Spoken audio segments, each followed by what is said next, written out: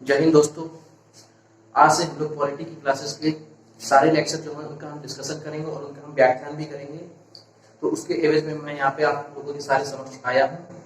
तो चलिए बगैर देरी किए हुए हम लोग वीडियो की शुरुआत करते हैं। तो आज हम लोग जिस पॉलिटी के पहले लेक्चर की चर्चा करेंगे उसके अंतर्गत मैं आपको बताऊंगा कि किस तरीके से पॉलिटी का ओरिजिन मतलब कैसे हुआ, कहाँ से शुरुआत की गई, किस तरीके से उसको और आगे बढ़ते बढ़ते उसका किस तरीके से विकास हुआ और वो एक पॉलिटी के सब्जेक्ट में कन्वर्ट हो गया है। तो इन सारी की बातों के बारे में आज हम चर्चा करेंगे। तो चलिए बगैर देरी किए हम लोग चर्चा शुरू करते हैं।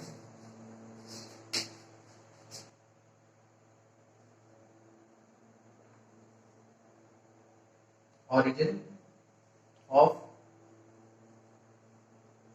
पॉलिटी।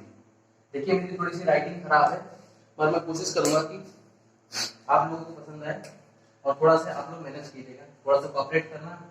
और ये मेरा आई थिंक पहला ही वीडियो होगा जो राज्य व्यवस्था से संबंधित है। चलिए बात करते हैं आगे हम लोग, ठीक है। तो पॉलिटी को जैसा कि हम लोग जानते हैं कहते हैं राज्य व्यवस्था, व्यवस्था, राज्य व्यवस्था, ठीक है दोस्तों। चलिए इसकी और भी बात कर लेते हैं कि राज्य व्यवस्था का उद्गम कैसे हुआ। तो इसके बारे में आज हम सारी चर्चा करेंगे। तो स्टेप बाय स्टेप हम बताएंगे कि किस तरीके से राज्य व्यवस्था का उद्गम हुआ, उसका केंद्र बिंदु क्या रहा और किस तरीके से ये आगे बढ़ते बढ़ते किस तरीके से आगे चलती रही, ठीक है। तो चलिए पॉइंट्स में हम बता देते हैं पहले आपको। सबसे पहला पॉइंट जो होगा वो हमारा होगा पॉलिटिकल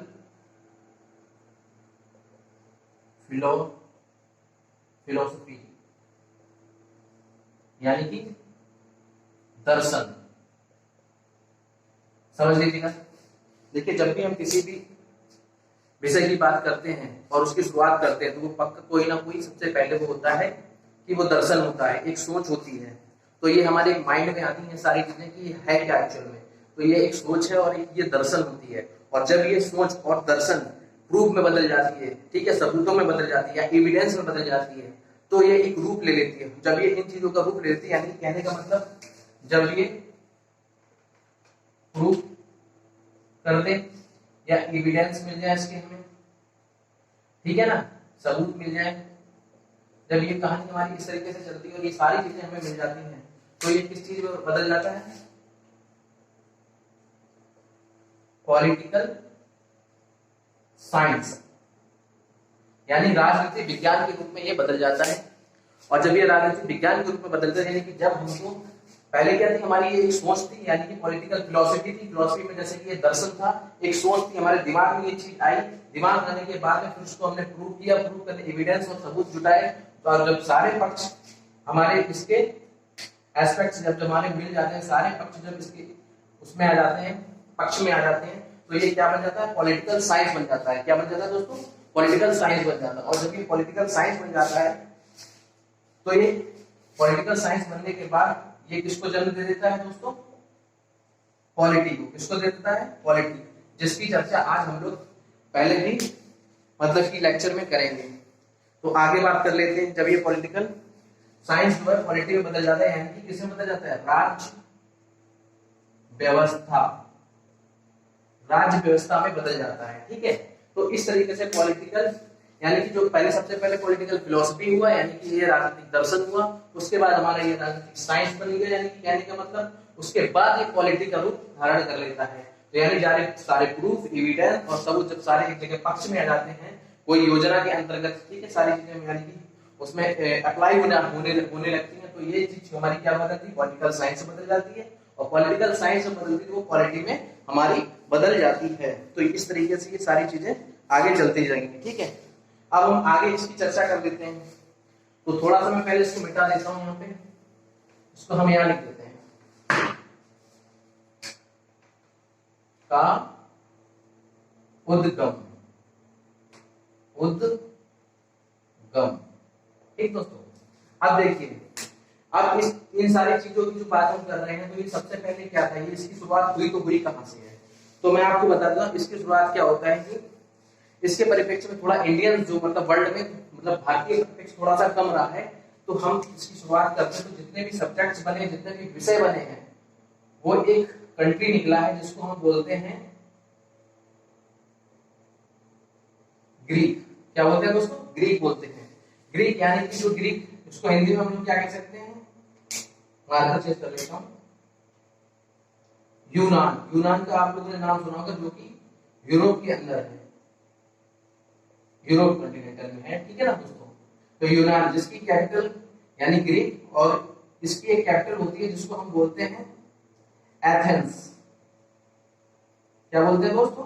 एथेंस। इसकी कैपिटल क्या है? एथेंस है, ठीक है। तो आगे हम इसकी चर्चा कर लेते हैं। तो किस तरीके से ये आगे देखिए ग्रो कर रहा है, किस तरीके से इसका विकास हो रहा है, किस तरीके से ये बन रहा है, ठीक है। तो हुआ क्या था दोस्तों कि जब भी हम बात करते हैं इसमें कई सारे, इसमें हमारे बोल सकते हैं ऐतिहासिक कुछ लोग आए थे, जिसके अंदर जैसे फिलोसफर्स आए थे। फिलोसफर्स में सबसे पहला नाम अगर मैं आपको बताऊंगा तो वो होता है हमारा, सबसे पहला नाम जिसको हम कह सकते हैं वो होगा हमारा सुकरात साहब का। किसका होगा? सुकरात, जिसे हम लोग कहते हैं सोक्रेट्स। सोक्रेट्स, क्या बोलते हैं? सोक्रेट्स। तो समझ लीजिए थोड़ी सी बात, इसको मैं मिटा देता हूं और अच्छे से समझ में आएगा। लेकिन आगे लिख लीजिएगा आप लोग, या स्क्रीनशॉट ले लीजिएगा।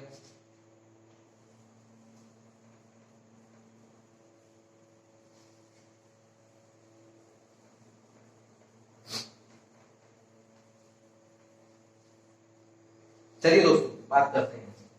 तो मैं बात कर रहा था सोक्रेट्स की जी की।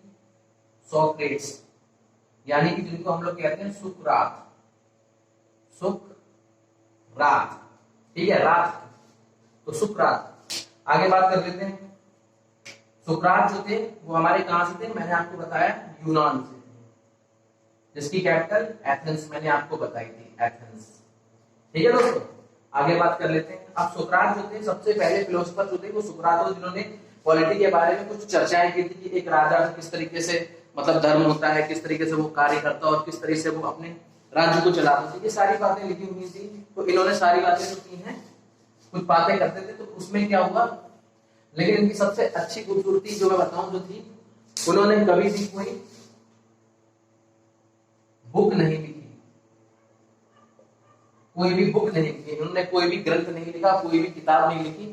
सबसे अच्छी खूबसूरती इनकी ये रही। पता नहीं किस तरीके से ये इनका एक नाम विख्यात हो गया। इन्होंने कुछ ना लिखने के बाद ये इतने फेमस हो गए, कुछ ना कोई तो कारण होगा। तो वो जो सारे कारण उनकी मैं आज चर्चा करूंगा अपने वीडियो के अंतर्गत। देखिए सर, होता क्या है, जब इन्होंने कोई बुक नहीं लिखी तो हुआ क्या था, आप सुनिए।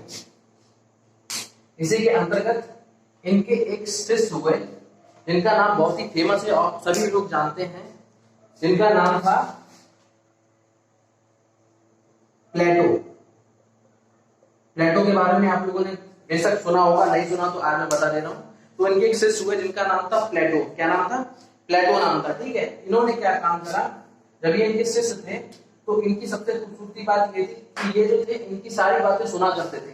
जब ये इनकी सारी बातें सुना करते थे तो क्या हुआ था भाई, अब इन्होंने जब इनकी सारी बातें सुन ली थी तो इन्होंने क्या किया, उन सारी बातों को प्लस अपनी नॉलेज को मिला के, दोनों चीजों को मिलाने के बाद इन्होंने एक बुक लिखी, जिस बुक का नाम था, मैं आपको बता देता हूं,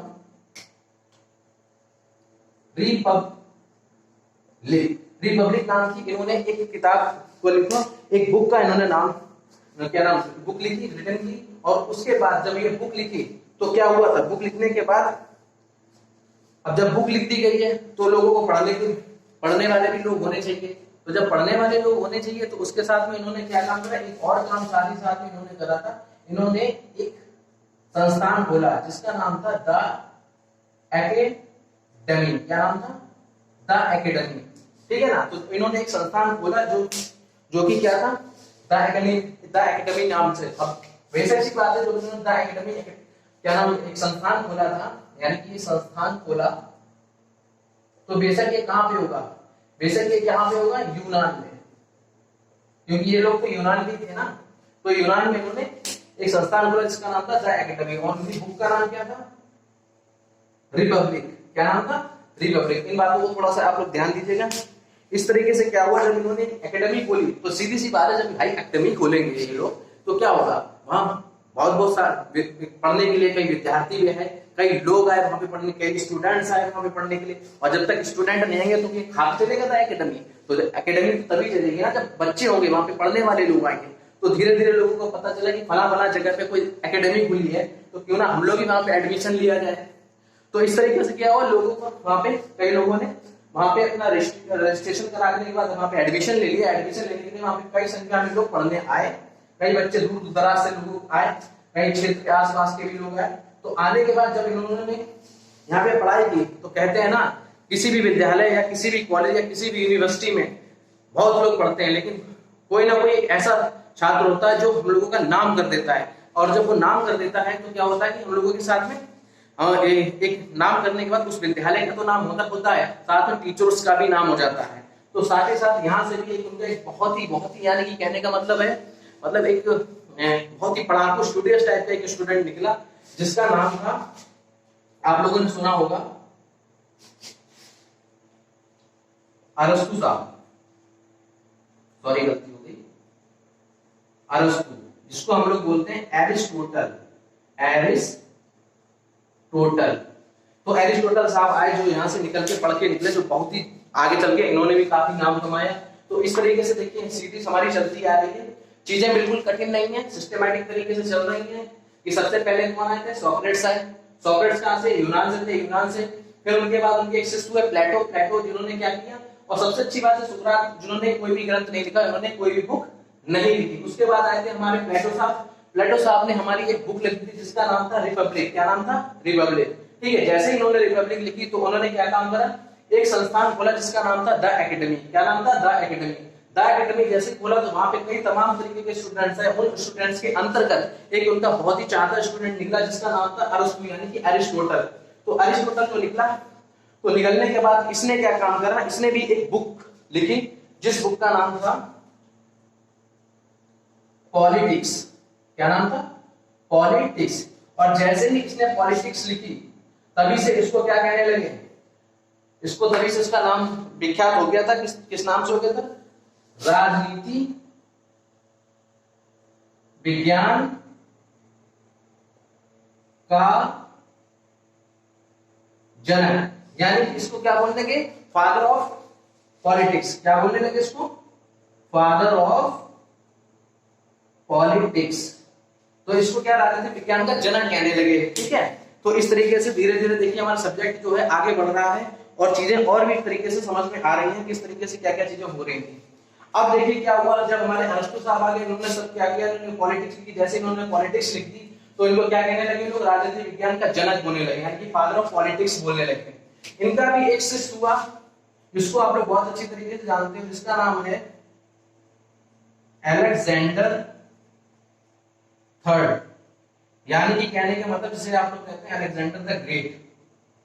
ये भी इनका एक शिष्य हुआ, लेकिन इसने कोई भी बुक नहीं लिखी, परंतु ये उनका क्या था, एक शिष्य था।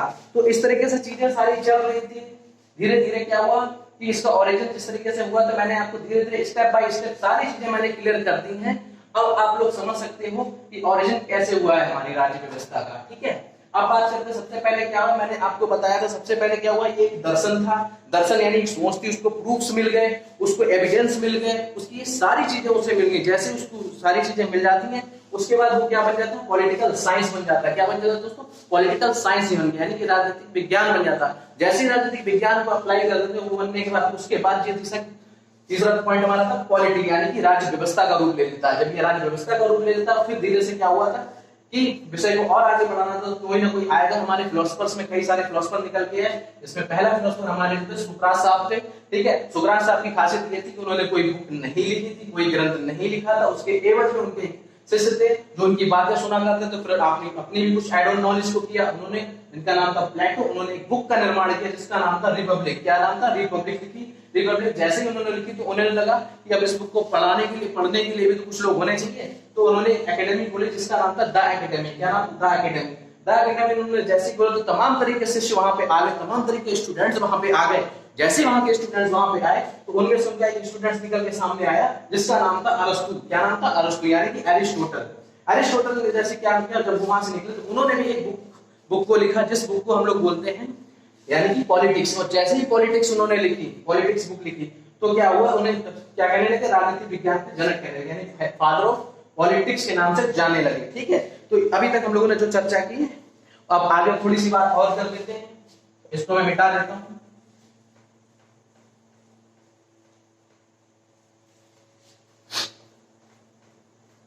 चीजें धीरे धीरे से बढ़ रही हैं, इसको भी मैं मिटा देता हूं।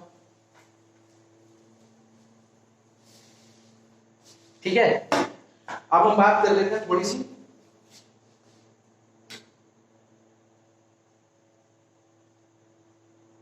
भारतीय राज्य व्यवस्था। ठीक है सर, इन सबको समझ लीजिए दोस्तों, भारतीय राज्य व्यवस्था की हम बात करते हैं। ठीक, अभी मैं थोड़ी देर के लिए क्या है, इस भारतीय को हटा देता हूं और हम बात करेंगे केवल राज्य व्यवस्था की। ठीक है दोस्तों, तो आगे बात करते हैं राज्य व्यवस्था से मतलब समझ लेते हैं। अब देखिए, राज्य व्यवस्था अपने आप में इसको हम क्या करते हैं, पोर्टमैन्यू कर देते हैं, इसका संधि विच्छेद कर देते हैं। कैसे, देखिए समझ लेते हैं, ये है राज्य और ये हो गया हमारा व्यवस्था, यानी हमने दो शब्दों में इसको तोड़ दिया, राज्य और दूसरा व्यवस्था। तो जब तक हम राज्य को नहीं समझेंगे, तो व्यवस्था भी नहीं समझ पाएंगे। तो हमें राज्य और व्यवस्था दोनों को समझना है, जिसके लिए हम बात करते हैं। तो चलिए हम बात कर लेते हैं राज्य व्यवस्था के बारे में। देखिए क्या हुआ था कि राज्य की जब हम बात करते हैं, तो राज्य यानी कि जिसकी जो डेफिनेशन यानी परिभाषा की बात जब चलती है, तो राज्य की परिभाषा के लिए क्या हुआ था कि बोले कि भैया इसमें कि राज्य किस चीज को हम राज्य बोलेंगे, या किस चीज या किस तरीके के लोगों को हम राज्य बोलेंगे। तो ये हम बात कर लेते हैं कि राज्य किस शब्द को किस तरीके से डिफाइन किया जाए, इस शब्द को किस तरीके से परिभाषित किया जाए। तो हम क्या करेंगे, राज्य किसको कहा जाएगा, इस बात पर चर्चा कर लेते हैं। देखिए इसके लिए क्या होता है, इसके लिए हमें चाहिए होते हैं 4 तत्व, यानी कि 4 तत्व चाहिए होते हैं, जिसे हम कह सकते हैं 4 एलिमेंट्स, 4 एलिमेंट्स बोल सकते हैं। ठीक है, यानी 4 तरीके के तत्व चाहिए होते हैं हमें, 4 एलिमेंट्स चाहिए होते हैं, जिसके एवज में हम क्या कह सकते हैं कि वो तत्व होने से पहले क्या हुआ कि यानी कि दुनिया भर के कई फिलोसोफर्स, और इंडिया के भी कई सारे फिलोसोफर्स क्या हुआ, उन्होंने कहा क्यों ना हमें इसकी सबसे पहले एक डेफिनेशन बनाई जाए, इसकी एक परिभाषा बनाई जाए, ताकि हम बता सकें कि राज्य किसको कहा जाएगा। ठीक है, तो क्या हुआ था, कहने का मतलब यह तात्पर्य कि उससे पहले क्या हुआ कि एक जगह थी जिसका नाम हम बोल देते हैं मॉन्टेविडियो, यानी कि ये एक जगह है जो कहां पर है, जो कि हमारी है, जैसे हमारे 2 देश हैं जिसको मैं बता देता हूं, एक ये रहा और एक ये रहा, यानी ये हमारा साउथ अमेरिका और ये रहा हमारा नॉर्थ अमेरिका। तो साउथ अमेरिका में एक जगह है उरुग्वे, कौन सी जगह है, उरुग्वे। ठीक है, जिसके अंतर्गत मॉन्टेविडियो आता है, यानी उरुग्वे की कैपिटल जिसे हम कहते हैं वो होती है मॉन्टेविडियो। तो यहाँ पे एक मॉन्टेविडियो कन्वेंशन हुआ था, एक सम्मेलन हुआ, जो कि हुआ था 1933 में। कब हुआ दोस्तों, 1933 में ये कन्वेंशन हुआ था हमारा। ठीक है, तो इसके अंदर 4 तत्वों को रखा गया था, वो 4 तत्व यानी कि 4 एलिमेंट्स को रखा गया। तो 4 एलिमेंट्स क्या क्या थे वो मैं आपको बता देता हूं। तो 4 एलिमेंट्स अगर हम बात कर लेते हैं, जो 4 एलिमेंट्स हैं हमारे, तो सबसे पहला एलिमेंट जो था हमारा, इसको मैं यहां पे लिख देता हूं, पहला होता है भू-भाग यानी कि एरिया। ठीक है, दूसरा होता है सरकार यानी कि गवर्नमेंट। तीसरा होता है हमारा पॉपुलेशन यानी कि जनसंख्या, सरकार, जनसंख्या यानी कि पॉपुलेशन, पॉपुलेशन। और जो सबसे इंपॉर्टेंट होता है, जो मोस्ट इंपॉर्टेंट तत्व है हमारा, जिसे हम कहते हैं संप्रभुता यानी कि सॉवरेंटी। ठीक है, तो ये 4 तत्व, स्पेलिंग अगर गड़बड़ होगी तो प्लीज माफ कीजिएगा। तो सबसे पहले हमने बताया कि मैंने कि जब भी हम किसी राज्य की परिभाषा देंगे तो ये जो 4 तत्व होते हैं हमारे, इनको रखा जाता है। अगर इनमें से कोई एक तत्व कम हो जाता है तो वो राज्य की परिभाषा के अंतर्गत नहीं आता है। ये चीज हमारी बोली गई है मॉन्टेविडियो कन्वेंशन के अंदर, जो कि 1933 में हुआ था। ठीक है, कहां पे हुआ था? मॉन्टेविडियो, जो कि इसकी कैपिटल उरुग्वे की कैपिटल है, इसके अंतर्गत ये हुए थे। अब हम बात कर लेते हैं थोड़ी सी, इसको मैं रफ कर देता हूं, देखना है तो स्क्रीनशॉट लेना, ले लीजिएगा आप लोग, रफ कर देता हूं।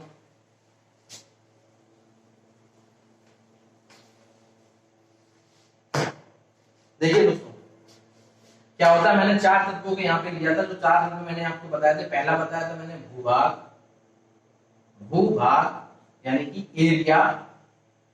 दूसरा मैंने बताया था सरकार यानी कि गवर्नमेंट। और तीसरा मैंने बताया था आपको जनसंख्या यानी कि पॉपुलेशन, पॉपुलेशन।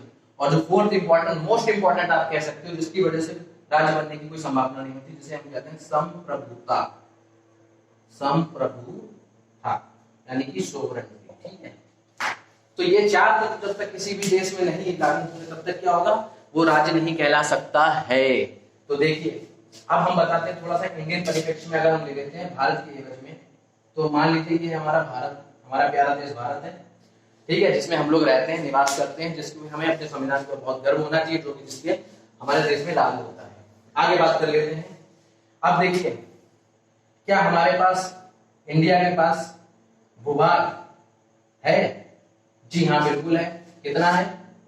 32,87,263 square metre. ठीक है, ठीक है ना, 32,87,263 स्क्वायर किलोमीटर। ठीक है, मीटर,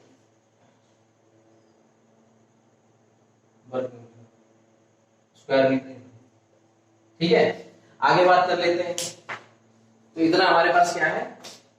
भूभाग है, मतलब एरिया जो है हमारे पास काफी मात्रा में है। सरकार, जी हाँ, सरकार भी हमारे पास।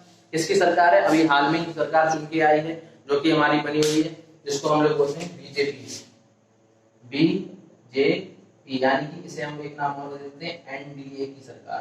क्या बोलते हैं? एनडीए की सरकार, यानी कि एनडीए बोलते हैं नेशनल डेमोक्रेटिक अलायंस बोलते हैं उसको, नेशनल डेमोक्रेटिक अलायंस। ऐसे यूपीए यानी कि कांग्रेस के टाइम में बोलते हैं उसको यूपीए।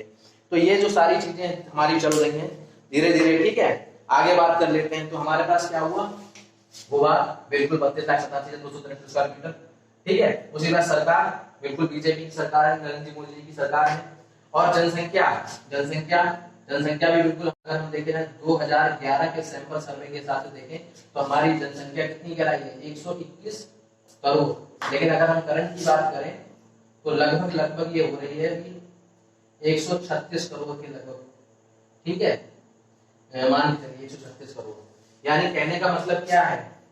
कहने का मतलब यह है कि कभी एक रिपोर्ट आई थी, वर्ल्ड, क्या बोलते हैं उसको, यूएन की एक रिपोर्ट भी आई थी, जिसके अंतर्गत हमें बताया गया था, वर्ल्ड पॉपुलेशन रिपोर्ट जिसे कहते हैं, वर्ल्ड पॉपुलेशन रिपोर्ट। ठीक है, इसमें यह बताया गया था कि अभी तक नंबर 1 पे कौन सा देश है जो जनसंख्या की, मतलब अगर देखा जाए जनसंख्या की वजह से सबसे नंबर 1 पे कौन सा देश है? तो वो सा चाइना है, हानि है चाइना, जिसकी करीब 142 करोड़ आबादी है।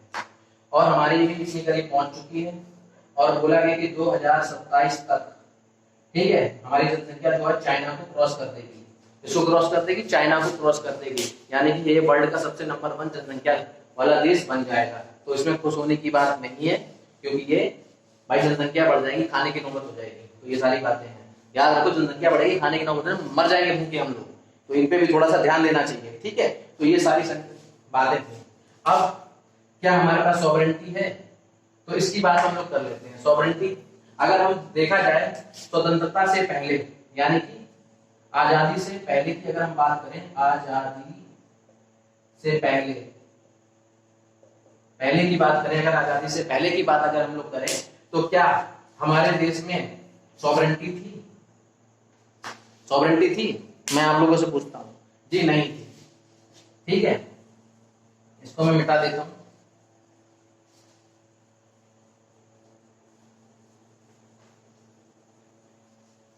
आजादी से पहले क्या हमारा देश राज्य कहलाता था? जी नहीं, बिल्कुल नहीं कहलाता था। क्यों? क्योंकि हमारे पास 4 तत्व में से 3 ही तत्व थे। पहला कौन सा था? मैंने आपको बताया था, पहला जो हमारा तत्व था वो हमारा था भूभाग, यानी कि एरिया हमारे पास थी। ठीक है, सरकार भी थी, पॉपुलेशन भी थी, और अगर मैं बोलूं संप्रभुता, जो कि नहीं थी। ठीक है, तो संप्रभुता हमारे पास नहीं थी। तो हम बात कर लेते हैं, जब संप्रभुता नहीं, इसका मतलब समझिए क्या होता है। संप्रभुता का मतलब होता है निर्णय लेने की आजादी, यानी कि स्वतंत्रता, जिसे हम कह सकते हैं स्वतंत्रता। किन परिप्रेक्ष्य में समझ सकते हैं? जैसे मान लीजिए अभी हाल में ही क्या हुआ, यूक्रेन और रशिया के बीच में वॉर चल रहा है, जिसके अंतर्गत मान लीजिए एक साइड हमारा है यूक्रेन और दूसरी पारी में हमारा कौन सा है? रशिया। कौन सा है? रशिया। ठीक है, और ये रहा हमारा भारत मान लीजिए थोड़ी देर के लिए। तो क्या हो रहा है, अगर हमें बोला जाए कि मान लीजिए यूक्रेन का सपोर्ट अगर मान लेते हैं कि यूएसए कर रहा है, ठीक है, और यूएसए कर रहा है, यूएसए ये बोले भारत से कि आप जो हो सपोर्ट किसका कीजिए? यूक्रेन का कीजिए। तो भारत चाहे या ना चाहे, क्योंकि भारत के पास क्या है? संप्रभुता है। क्या है? संप्रभुता, यानी कि सॉवरेन है भारत, यानी कि निर्णय लेने की क्षमता है, वो उसकी बात माने और चाहे ना माने। ठीक है, वो अपने आप में स्वतंत्र है, कोई इस पर दबाव डाल के नहीं कह सकते कि आप यूक्रेन की मदद करो। ठीक है, तो ये बात चली। तो अब मैं बताता हूँ स्वतंत्रता से पहले क्या संप्रभुता थी? नहीं, क्योंकि उस समय शासन किसका था? ब्रिटिश इंडिया का, मतलब ब्रिटिशर्स का था। ब्रिटिशर्स का था, अंग्रेजों का शासन था। उसमें क्या था? सबसे पहले क्राउन आता है। इसको मैं मिटा देता हूँ समझाने के लिए, आप लोग चाहे स्क्रीनशॉट ले सकते हैं। तो सबसे पहले मैं बात इस बारे में बात कर रहा था। सबसे पहले आता था क्राउन के नीचे आती थी ब्रिटिश पार्लियामेंट, और ब्रिटिश पार्लियामेंट के नीचे क्या आती था? वाइसराय आते थे। ठीक है, और उसके नीचे आती थी हमारी सरकारें, यानी कि गवर्नमेंट आती थी। ठीक है, यानी वो भी पूरी गवर्नमेंट थोड़ी बहुत ही चलती थी, बाकी इनकी कुछ भी नहीं चलती थी। मेन चलती थी किसकी थी? हमारी वाइसराय की, क्योंकि ये यहाँ पे उसका शासन था। किसका शासन था? यानी कहने के लिए ईस्ट इंडिया कंपनी का। ये कभी और बात चर्चा करेंगे, उसमें बताएंगे हम आपको सारी बातें। ठीक है, तो सबसे पहले क्राउन होल्ड करता था कैसे? ब्रिटिश पार्लियामेंट में वाइसराय बैठे, तो वाइसराय सरकार को करता था। तो क्या था? हमारे पास सॉवरेनिटी नहीं थी, तो इसलिए हमारे पहले हम लोग इसको राज्य नहीं कह सकते थे अपने भारत प्यारे देश भारत को। ठीक है, तो ये सारी बातें निकल के सामने आती हैं। ठीक, तो आज के लिए हम बस इतना ही रखते हैं। ठीक है, बाकी की बातें हम सोच रहे हैं कल करेंगे, और चाहे तो चलिए मैं व्यवस्था सबको और समझा देता हूँ आप लोगों को, क्योंकि हमारा ये छूट गया है। हमें क्या समझ में आ गया? राज्य किसको कहते हैं? जिसके पास हमारे ये 4 तत्व मौजूद होते हैं। पहला क्या होता है हमारा? सबसे पहला होता है, कहने का मतलब जो होता है भूभाग होना चाहिए। एरिया में 32,87,263 हमारे पास स्क्वायर किलोमीटर है। दूसरा हमारे पास क्या होना चाहिए? पॉपुलेशन होनी चाहिए, पॉपुलेशन भी अच्छी खासी है। तीसरा हमारे पास क्या होना चाहिए था? हमारे पास संप्रभुता होनी चाहिए, जो कि बहुत ही मोस्ट इंपॉर्टेंट तत्व है हमारे पास। और चौथा पॉइंट होता है हमारे पास सरकार, यानी गवर्नमेंट, एनडीए वगैरह सरकार है, सब कुछ है। तो इस तरीके से हमारे पास निर्णय लेने की क्षमता है, सब कुछ है। अब व्यवस्था का मतलब और समझ लेते हैं। व्यवस्था का मतलब क्या होता है? देखिए, व्यवस्था का मतलब हो जाता है रूल्स, यानी कि नियम। क्या होता है दोस्तों? रूल्स यानी कि नियम। तो ये सारी चीजें होती हैं। ठीक है, अब नियम किस तरीके की? जैसे कि नियम हमारे घरों में भी नियम होते हैं कि भैया क्या होता है, घर में नियम कुछ बना रखे हैं कि समय से आ जाया करो, इतनी देर मत लगाया करो। अगर थोड़ी सी भी देर कर देती है तो क्या होता है, पापा जी चढ़ाई कर देते हैं, कूट के रख देते हैं, मार मार के सीधा कर देते हैं, कोने में गिरा गिरा के मारते हैं अगर लेट जरा भी होते हैं। क्योंकि आज शक्ति मजदार में पिताजी सारे लोग लगे हुए हैं कि वो अपने बच्चों पे शक करते हैं, और क्यों ना करें कि बच्चे आज के ऐसे नालायक हो रखे हैं कि कुछ कह नहीं सकते हैं। ठीक है, उनमें से हमारे एक स्टूडेंट भी हैं जिन्हें हम अंशु कहते हैं, वो भी इसी तरीके की प्रवृत्ति के हैं कि बताते कुछ, जाते कहीं कहीं जाके वो कुछ करते आए। तो ठीक है, किसी दिन मिलाएंगे आपको अंशु से भी हम। चलिए बात कर लेते हैं आगे। तो रूल्स यानी कि नियम। नियम का मतलब होता है मौलिक अधिकार, मौलिक अधिकार। मौलिक अधिकार का मतलब क्या होता है? Set of